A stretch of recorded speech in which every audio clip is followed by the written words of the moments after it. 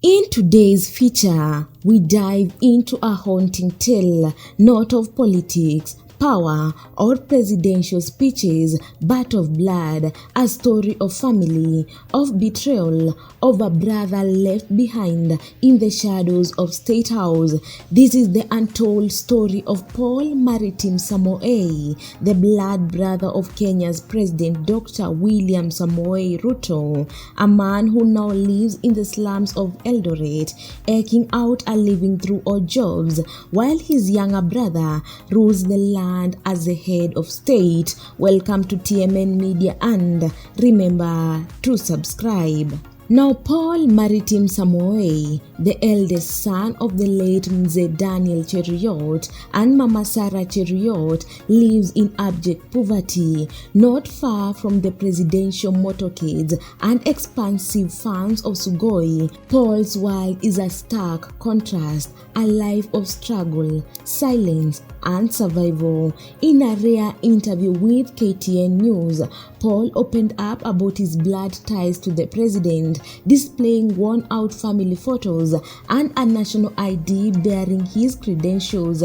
He spoke quietly but firmly, confirming that he is indeed William Ruto's elder brother. But how did these two brothers, born of the same mother, raised under the same roof, end up living in two completely different worlds? Now, according to Paul, the rift began years ago, long before Ruto became deputy president or even member of parliament. As the firstborn son, Paul says he was the favorite of their parents, especially their father, Mzee Daniel Cheruiyot. The unspoken favorism, he claims, brewed quiet resentment in his younger brother Ruto. But the turning point came in 2008 after their father passed away.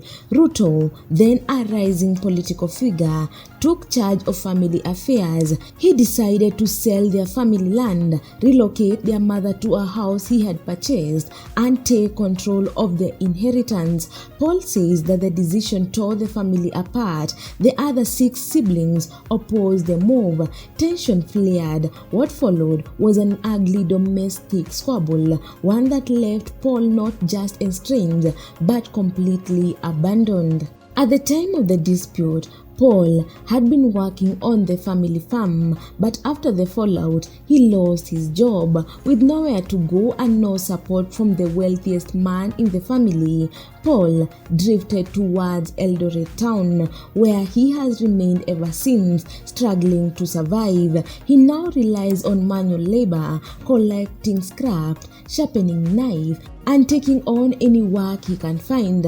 He lives in the slums, sometimes going days without food, a world apart from red carpets and helicopters of his younger brother. Still, Paul harbors no open bitterness. In the interview, he calmly stated that he has left everything in God's hands. Every day is a blessing, he says. His hope that one day he will be remembered, that justice in one form or another will certainly come. It is a tale as old as time. Family broken by power, success drawing lines where love once lived. And while the world praises President Ruto for his rise from a hustler to head of state, few know the name Paul Maritim Samoei, the elder brother left behind, forgotten not by the world but by his own blood. Two brothers, one nation, two lives divided, not just by circumstance, but by silence. This has been TMN Media. Remember to like, share, and subscribe, and join us again for more stories hidden in plain sight. Don't forget to hit the notification bell so that you get every new video once I upload it.